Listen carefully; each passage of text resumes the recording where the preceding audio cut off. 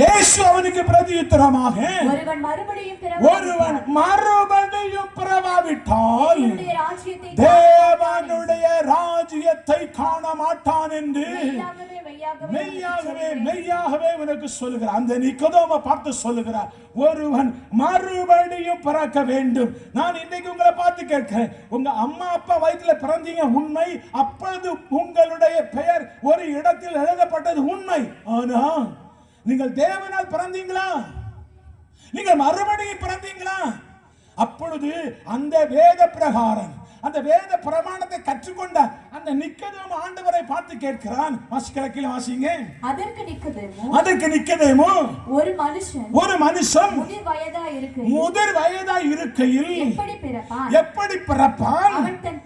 அவன் தன் தாயின் கற்பத்தில் இரண்டாம் தர பிரவேசித்து பிறக்க கூடுமோ? இரண்டாம் தர வயிற்றுக்குள்ள போய் பிறக்க கூடுமோ என்றான்.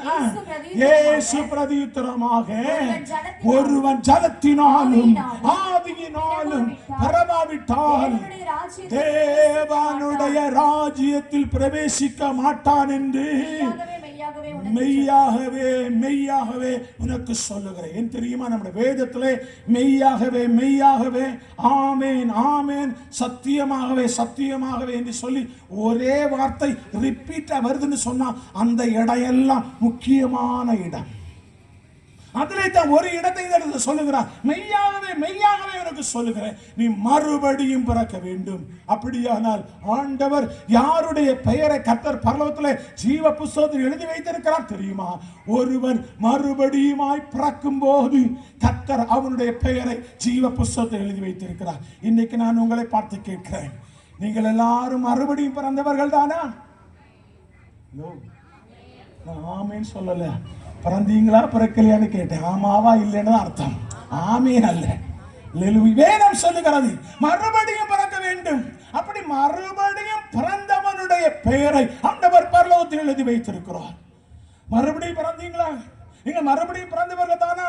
மறுபடியும் பிறந்தவர்கள் பழைய சுபாவத்தை எல்லாம் விட்டு ஒரு புதிய வாழ்க்கை ஆரம்பித்திருப்பார். வேதம் சொல்லுகிறது, பழையவைகள் எல்லாம் ஒளிந்து போயின, எல்லாம் புதிதாயின.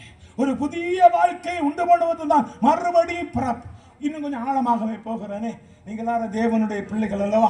எனவே கொஞ்சம் கற்றுக் கொடுக்க விரும்புகிறேன். பிறந்தவன் எப்படி இருப்பான் அப்படின்னு பார்த்தா, இவன் பிறந்திருக்கிறானா பிறக்கலையான்னு தெரிஞ்சிடும். அப்படித்தானே? அவனுடைய சுபாவத்தை பார்த்தாலே தெரிந்துவிடும். அவனுடைய சுபாவத்தை வைத்து கண்டுபிடித்து விடலாம். அப்படியானா பிறந்தவன் எப்படி இருப்பான் அப்படின்னு பார்த்து விடலாமே. ஒரு ரெண்டு காரியம் பார்க்கலாம். பிறந்தவன் எப்படி தெரியுமா இருப்பான்? வாசிக்க பார்க்கலாம். தேவனால் பிறந்தவன் எப்படி இருப்பான்? வேதம் அழகாய் சொல்லுகிறார். 1 யோவானின் புஸ்தகம் 3வது அதிகாரத்துக்கு என்னோடு சேர்ந்து வாங்க. 1 யோவானின் புஸ்தகம் 3வது அதிகாரம்.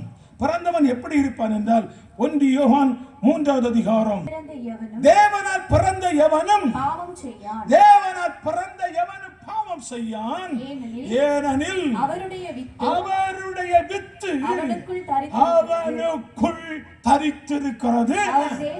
அவன் தேவனால் பிறந்தபடியால் பாவம் செய்ய மாட்டான். அதாவது தேவனால் பிறந்தவன் பாவம் செய்ய மாட்டான். அல்லேலூயா, அல்லேலூயா, அல்லேலூயா. எங்க வேதம் சொல்லுகிறது, தேவனால் பிறந்தவன் பாவம் செய்ய மாட்டான். தேவனால் பிறந்தவன் எப்படி இருப்பான்? மறுபடியும் பிறந்தவன் எப்படி இருப்பான்? அதாவது பழைய வாழ்க்கையெல்லாம் ஒளிந்து போய் அவன் ஒரு புதிய வாழ்க்கை ஆரம்பிப்பான். பழையவைகள் எல்லாம் ஒளிந்து போயின, எல்லாம் புதிதான என்று சொல்லுகிற ஒரு சுத்தமான வாழ்க்கை ஆரம்பிப்பான். ஏன் தெரியுமா? அவன் மறுபடியும் பிறந்திருக்கிறான். அப்படி மறுபடியும் பிறந்தவனுடைய பெயரை ஆண்டவர் பரலோகத்தில் எழுதி வைத்திருக்கிறார். அதைத்தான் இந்த இடத்துல யோவானை கொண்டு சொல்லுகிறான். ஒருவன் தேவனால் பிறந்தானால் அவன் பாவம் செய்ய மாட்டான். பாவம்னா என்னங்க? கொன்னா பாவம், தின்னா சொல்ல மாட்டீங்க, கம்முன்னு பிடிச்சி வச்சிருக்கீங்க. சொல்லிட்டு மாட்டுறதை விட பேசாமல் இருக்கிறது புண்ணியம்னு இருக்கிறீங்களா? கொன்னா பாவம், தின்னா தீருன்னு சொல்லுவாங்க. ஏங்க, தின்னா தீராதுங்க, தின்னா கூடும். அல்லேலூயா, அல்லேலூயா, அல்லேலூயா. ஏங்க, பாவம்னா என்ன? பாவம் என்னங்க செய்யும்?